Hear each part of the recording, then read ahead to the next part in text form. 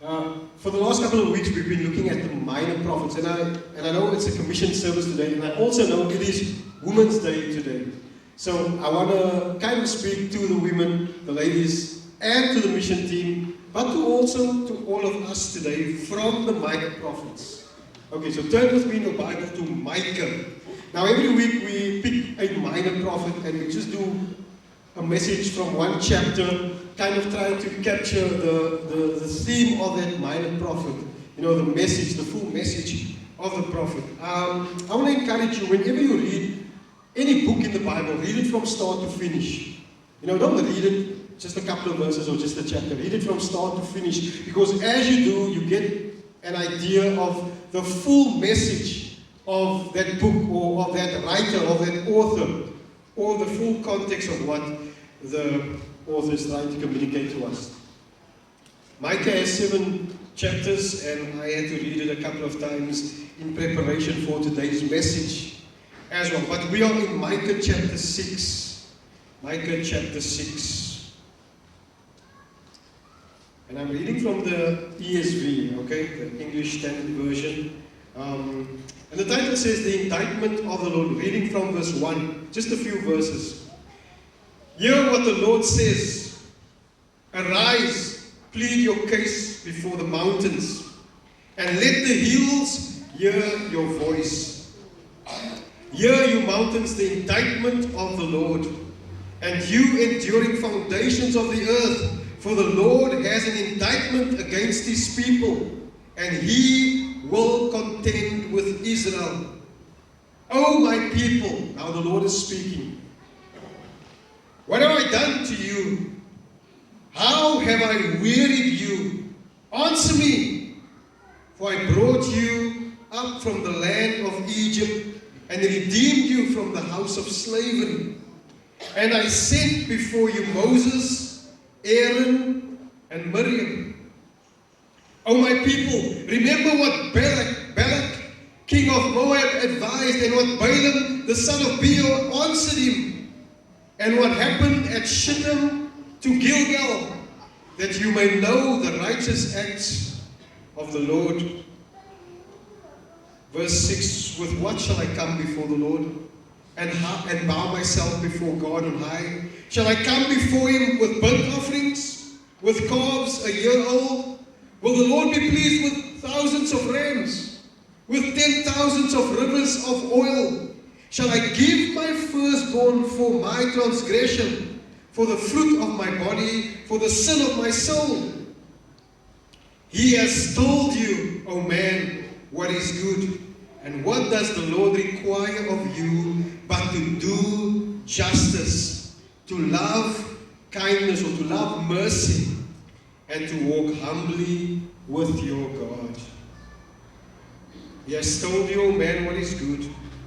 And what does the Lord require of you but to do justice, to love kindness, and to walk humbly with your God? The Lord bless the reading of his word. You know,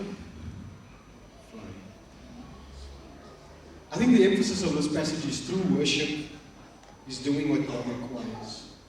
True worship is doing what God requires. Maybe we have many ideas of what worship is really about.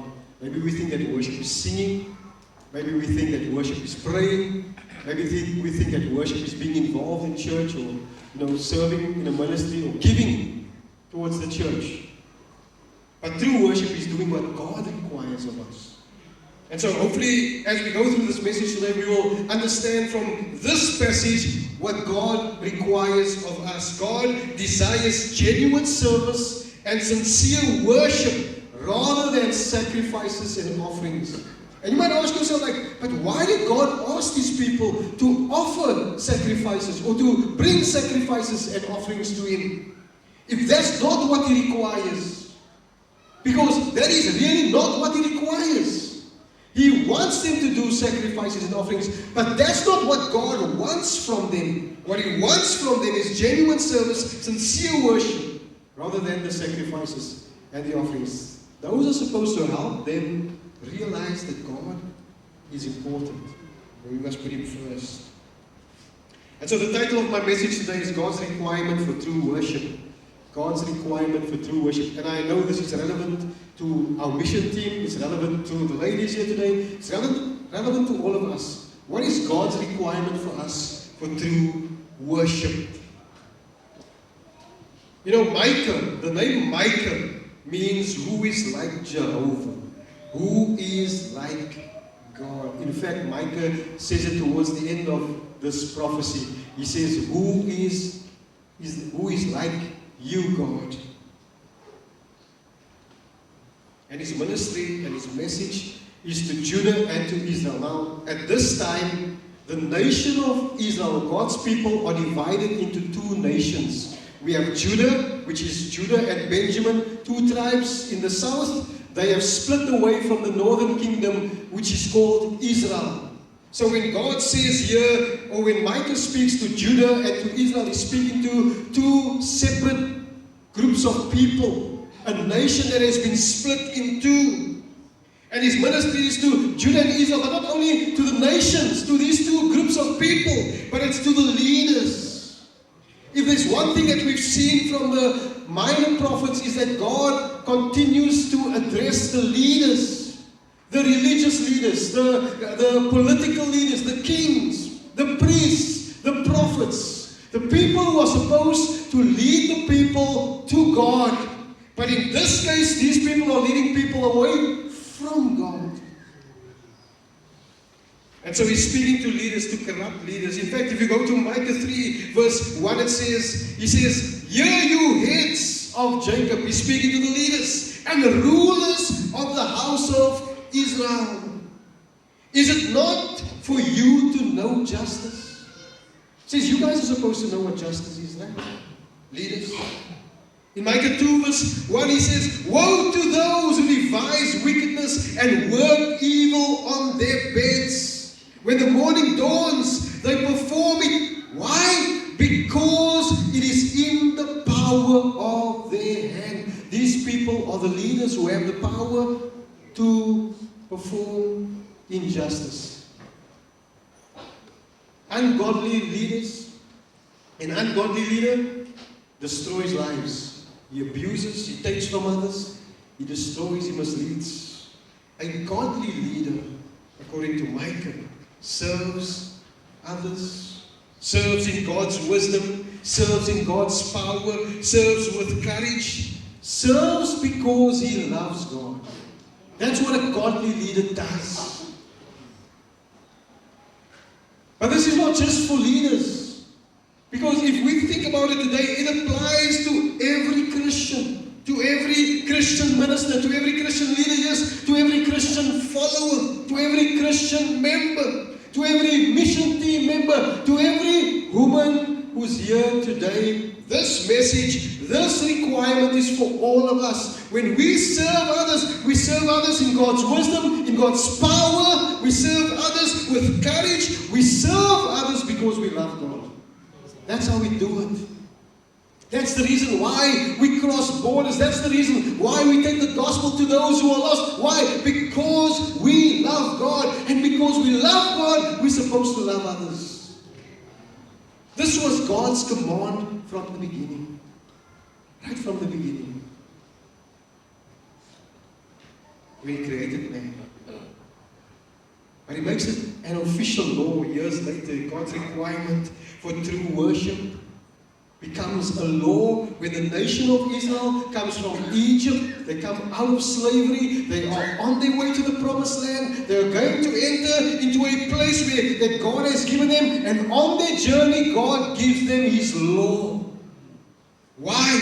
Deuteronomy 10 verse 12 says, so now Israel, what does Yahweh your God ask from you? After He's given them the law, or while He's giving them the law, this is the question. What does Yahweh your God ask from you?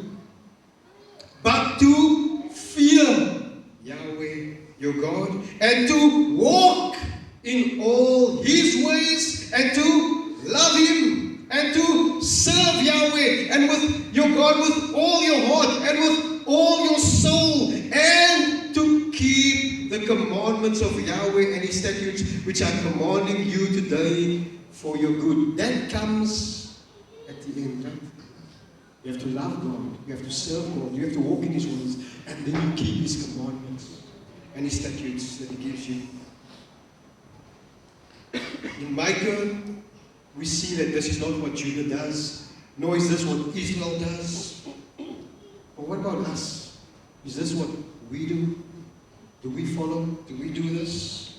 This is God's commandment that He gave His people. Do we follow in this commandment? In Micah, we see that Judah doesn't do this, Israel doesn't do this. And God is calling them to stand trial. And in Micah, he has this imaginative trial in his mind, where God brings them to a court and He brings an accusation against them, and He's calling them to respond to this accusation. He's calling them to action. So if you're taking notes, you can write this down. Point number 1, reflect on what God has done for you. Reflect on what God has done for you. God starts the inquiry by saying, plead your case. Come, hear the indictment of the Lord. The Lord has an indictment against His people. He will contend with Israel. He's calling them to pay attention. What is His contention with them? In verse 3 He says, "Oh my people, what have I done to you? How have I wearied you? Answer me. What have I done? What have I done for you to treat me the way that you are treating me? Answer me." What's God's indictment against His people? It seems that they have forgotten what God has done for them. That is something that is just human. It's just part of our human nature to forget what God does for us. In Micah 6 verse 4 it says, God is reminding them, He says, "For I brought you up from the land of Egypt, redeemed you from the house of slavery, sent before you Moses, Aaron, Miriam," these leaders that were given to guide them through from Egypt to the promised land. He gave them these leaders. Then He says, remember what Balak, king of Moab, devised. What was Balak's plan? He saw the people of Israel coming through and passing through his country, his nation, and he said, "I'm going to get a prophet to curse them." So he called on Balaam, God's prophet, to curse these people. And Balaam, he didn't want to, but then, maybe it seems like the money that was offered to him made him want to go. And he's so blind, he doesn't see the angel of God standing in his way with his sword drawn. The donkey sees it, and the donkey doesn't want to pass. And every time when he tries to go a different direction, there's a donkey. There's the angel of the Lord, and the donkey doesn't want to go, and he beats the donkey. Eventually the donkey says, "Why are you beating me? What's wrong with you? Can't you see there's somebody standing here and he's got a sword?" I'm trying to keep you safe here. What's your story? You wanted this prophet to curse the people of Israel, but God refused to curse these people. God wants to remind them. Instead of pronouncing a curse on them, God had a plan for them. God wanted to bless them. He says, you need to remember.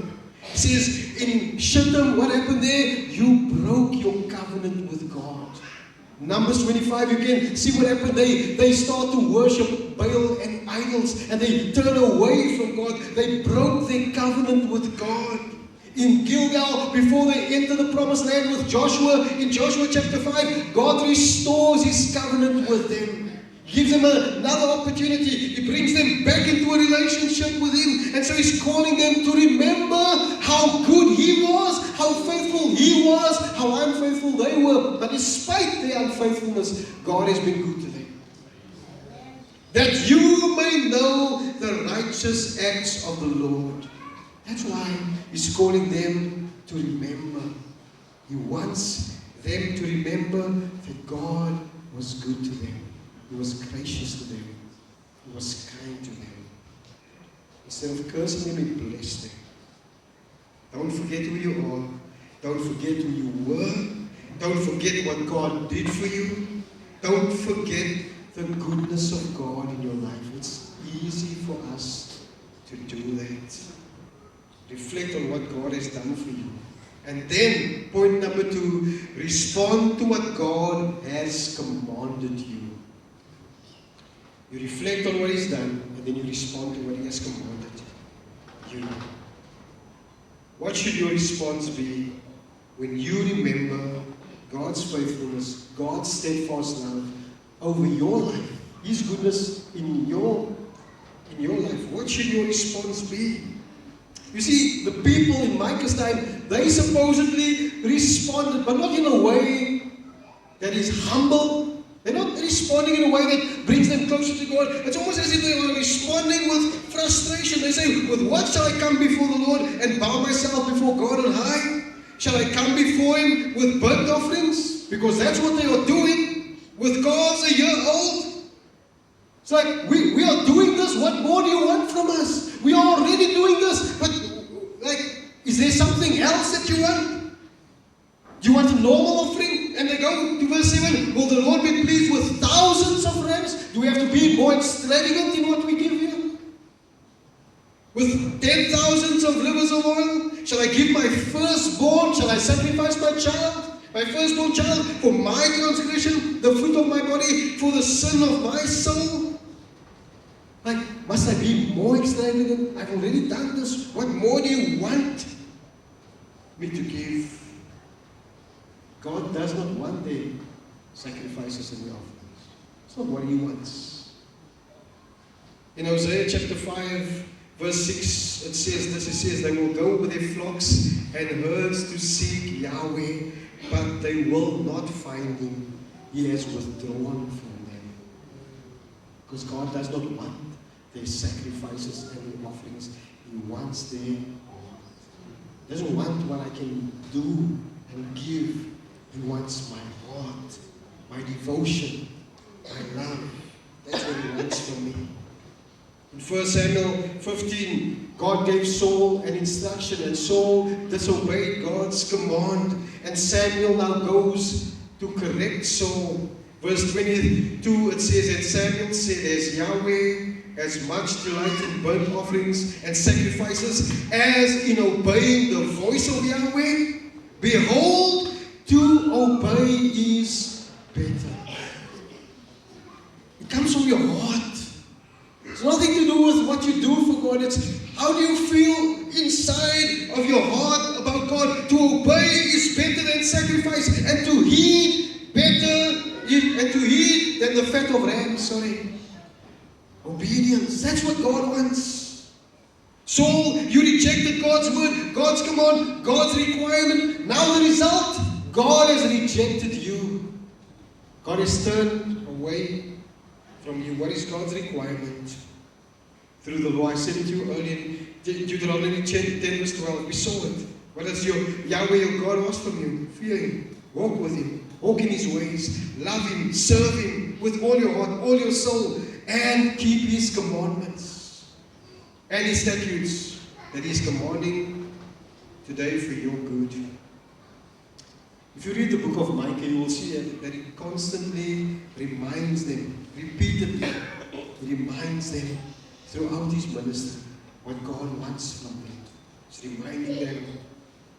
And now here in Micah 6 verse 8, it's almost like He's saying to them, He has already told you. He has told you, oh man, what is good, and what does the Lord require of you but to do justice, to love kindness, and to walk humbly with your God.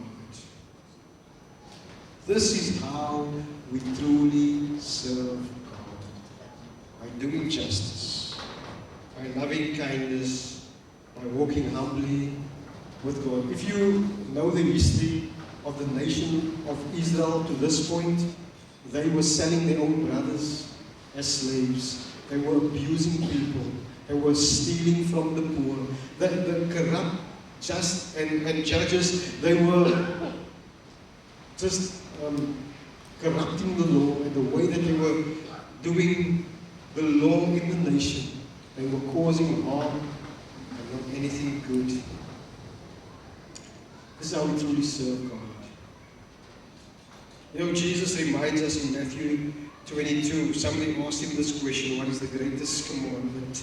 And in Matthew 22, verse 37, he said to him, "You shall love the Lord your God with all your heart, and with all your soul, and with all your mind.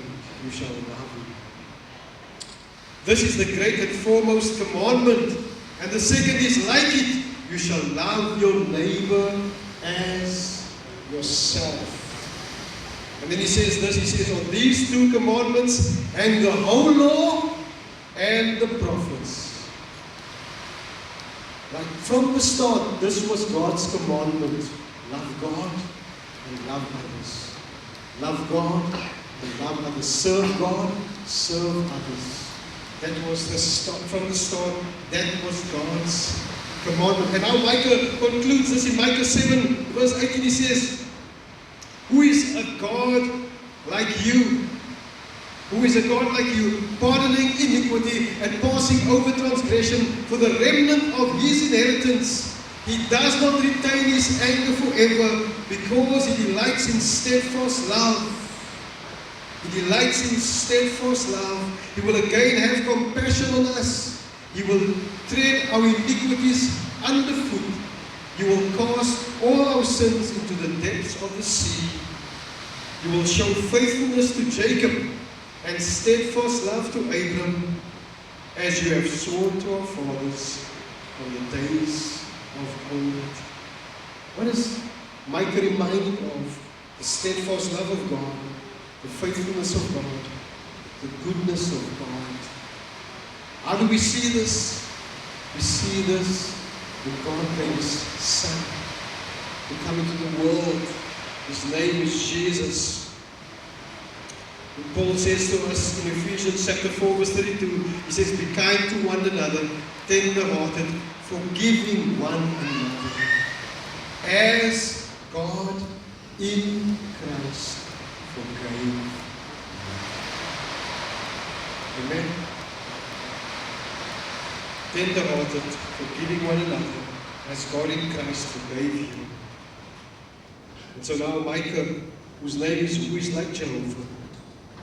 who asked this question, "Who is a God like you?" reminds us His steadfast love, His faithfulness, His forgiveness is there. He will cast our sins into the depths of the sea. God forgave us in Christ. Now, as believers, we treat others fairly. This is our responsibility. We apply the rules justly. We make right what is wrong. We protect human rights and human dignity. We follow the law. We refrain from corruption. We do not perpetrate crime. We show mercy. And you might ask me, how can I say that to believers? But believe me, there are pastors in Atlantis who smuggle drugs. They are pastors. We do not perpetrate crime. We show mercy when needed. We walk with God in a consistent way.